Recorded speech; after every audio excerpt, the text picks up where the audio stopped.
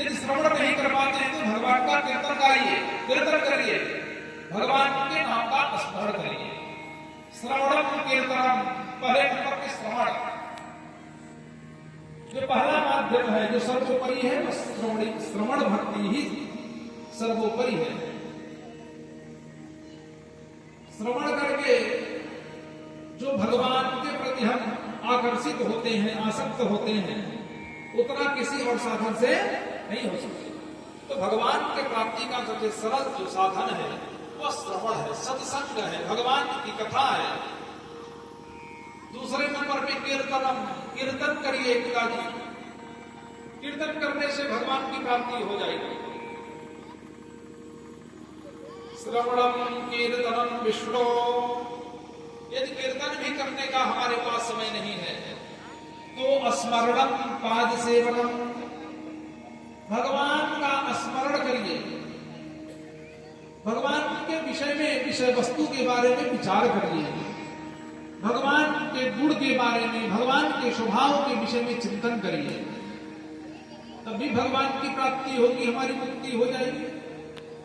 अगर इतना भी हम नहीं कर पाते हैं तो पाद सेवनम, मानसिक रूप से भगवान का चिंतन करते हुए भगवान की सेवा करिए।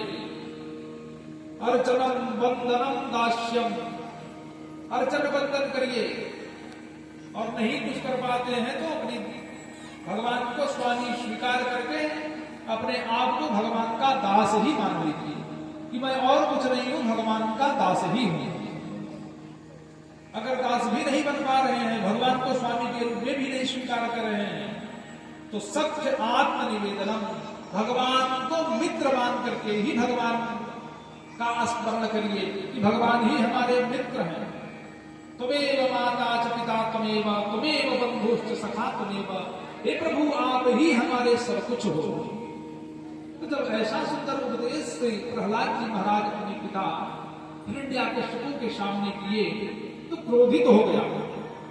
कहा गरीब, हमने तुमको भेजा था पढ़ने के लिए, अच्छी शिक्षा के लेने के लिए, और तुमने हमारे ही शत्रु के और हमारे ही सामने उसका गुणानुवाद कर रहे हो। आकर के संतावर को डांटा, फटकारा, कहा कि तुम हमारे पुत्र को कैसे शिक्षा दे रहे हो। संतावर के जो थे आचार्य जो थे उस गुरुकुल के हाथ जोड़ करके श्री हिरण्याकशिपु के सामने गिड़गिड़ाने लगे। देखिए प्रभु, हमने तो बहुत अच्छी शिक्षा दी, लेकिन आपका ये जो बालक है न जाने कहां से भगवान के नाम के इतने गुणों को जानता है, अपने भी उसका स्मरण करता है, कीर्तन करता है, और जितने बच्चे यहाँ पर हैं उनको भी ये भगवान का ही कीर्तन सिखा दे रहा है। मैं तो इससे परेशान हो गया हूँ समझाते समझाते कि भगवान कोई नहीं है, भगवान तो केवल हिरण्याकशिपु है, लेकिन यह मानने के लिए तैयार नहीं हो।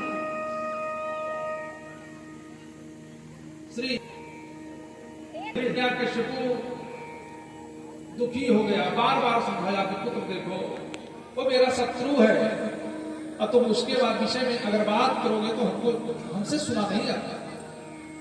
तुम मेरे पुत्र हो, अभी भी कुछ नहीं बिगड़ा है, तुम उस नारायण को भुला करके हमको ही भगवान मानो, हम ही सर्वस्व है, हम भी सब कुछ करने वाले हैं, हम ही अंतर्यामी हैं। लेकिन श्री प्रहलाद जी के पल्ले कोई बात नहीं पड़ी। कहीं कि पिताजी मैं कैसे आपको भगवान मानूं,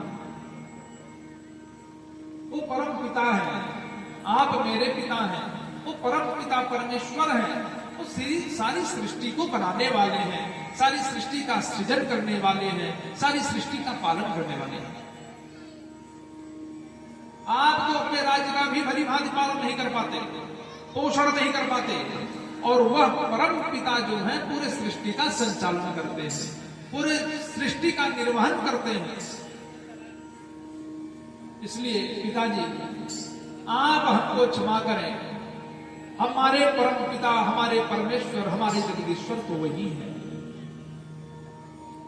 तो बार बार समझाने पर भी प्रहलाद जी नहीं माने, तो अनेकानेक प्रकार से हिरण्याकशिपु श्री प्रहलाद जी को प्रताड़ित किया। और एक दिन अपने जगमोहन में श्री प्रहलाद जी महाराज विराजमान हैं, भगवान का चिंतन कर रहे हैं। आकर के टपक करके पूछा कि बताओ किसका चिंतन कर रहे हो? कहे कि भगवान नारायण का चिंतन कर रहा हूं। कहा कि भगवान कहाँ रहते हैं? कहे कि भगवान तो सर्वत्र विराजमान है।